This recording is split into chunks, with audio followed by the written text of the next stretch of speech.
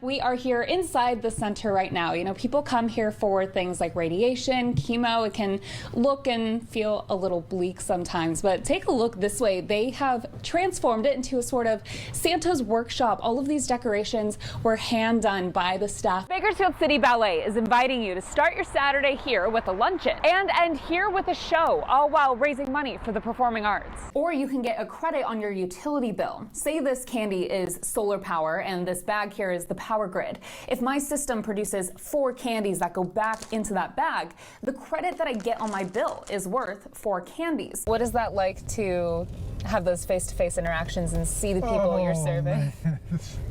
It's so overwhelming. It really is. 3,300 feet of track. This is a 2-minute roller coaster. That's pretty good time, right? Some roller coasters are over just like that. Not this one. It is long, but it is fast. We're going up right now, 13 stories. I understand you have a little trick you can show us. I do, but I know we don't have much time, so we have to do this really quickly. So I want you to think of a card. Think of any card in a deck. Okay. All right, now I want you to concentrate on your card. Concentrate. And oh, I'm sorry, we're out of time. My eyes were closed. I was concentrating so hard on my card. That includes from here in Bakersfield to here in New York City. After college, Mike got a job with a banking firm in the World Trade Center. He and his wife, Elena, moved to there, Hoboken, New Jersey. We're right here near the Peak Fire. Take a look behind me. Look at all the smoke that you can see. The movie is playing in Bakersfield right now, and you can find showtimes online. If you'd like to learn more about the Bakersfield SPCA, visit our website, turnto23.com. In Bakersfield, Kallyn Hobmann, 23ABC, connecting you. With the snip of a ribbon and some proud speeches, this was no small task, and they knew it from the beginning. This 250-foot mural was unveiled on the Kern County Juvenile Detention Center housing unit. It's called the Concrete Rose. This whole wall is dedicated to Tupac. All the struggle that he had, he still didn't give up. So that tells us not to give up, you feel me? Just because things get hard doesn't mean that you should just fall back. The mural was created by students living in the center.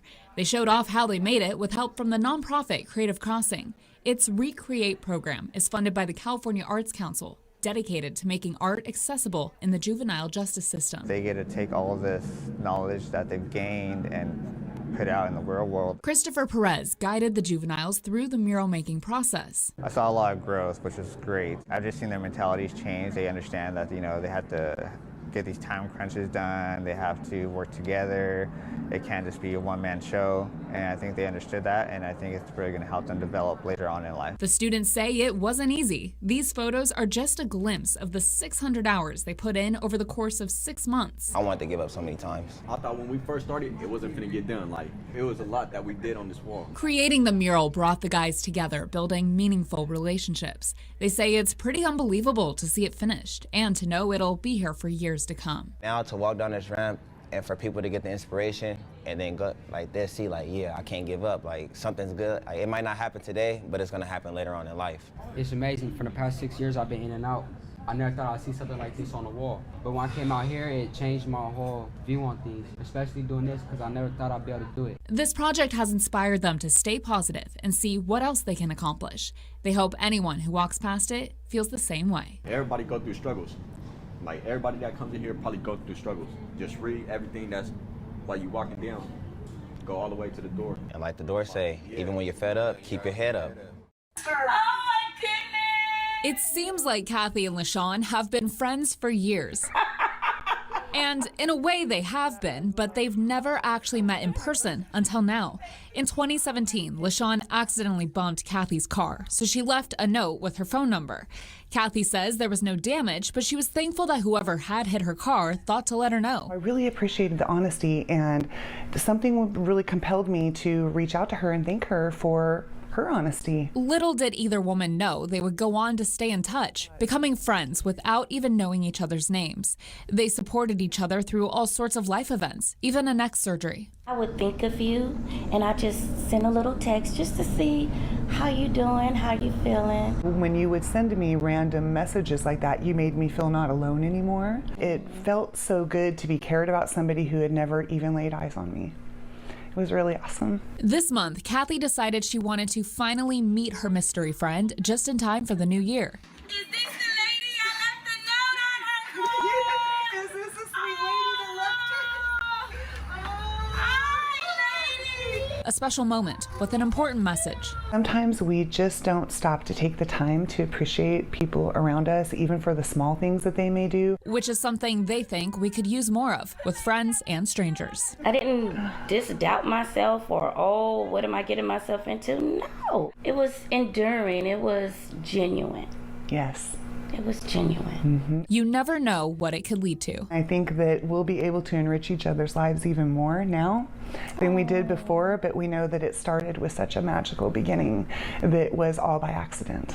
In an unprecedented move, Donald Trump is now the first ever current or former U.S. president to be indicted on criminal charges. We've got the details. Good morning, and thank you for starting your day with us here on 23 ABC News On Air and our streaming platforms. I'm Kallyn Hobmann. Tomas, thank you. We begin with the latest from the Club Q mass shooting in Colorado Springs, where 5 people were killed and at least 19 others hurt. As the nation grieves in the wake of this shooting, so does our community. We spoke with the LGBTQ+ community in Bakersfield to see how they're feeling. We begin with the historic indictment of Donald Trump, the first time a former or sitting U.S. president has ever faced criminal charges. We all have our personal memories from that day, but 2 Bakersfield natives were in New York when the attacks happened. They credit their friendship and a little fate for narrowly avoiding being on the 104th floor of the South Twin Tower when the planes hit. The lack of resources in rural areas is a big concern, especially when it comes to healthcare. Last September, a sea robot filmed this snailfish just above the seabed off Japan at a depth of 27,000 feet. Now to the latest in the $1.6 billion defamation lawsuit by Dominion Voting Systems against Fox News. The judge delaying the start of the case until tomorrow. The case centers around whether Fox News intentionally defamed Dominion. If you have a passion for helping the community or you're looking for a career in public safety, you don't have to go far to find proper training. The Public Safety Training Program through Bakersfield College prepares students for all sorts of careers. As you can see here, the application is just a short online form. It will be available on and off during this beta period. So if you try to apply and it's not available, you can always go back to the site later. The justices are considering a lower court ruling that would place restrictions on access to an abortion drug. A decision could come this week. Such a sweet story there.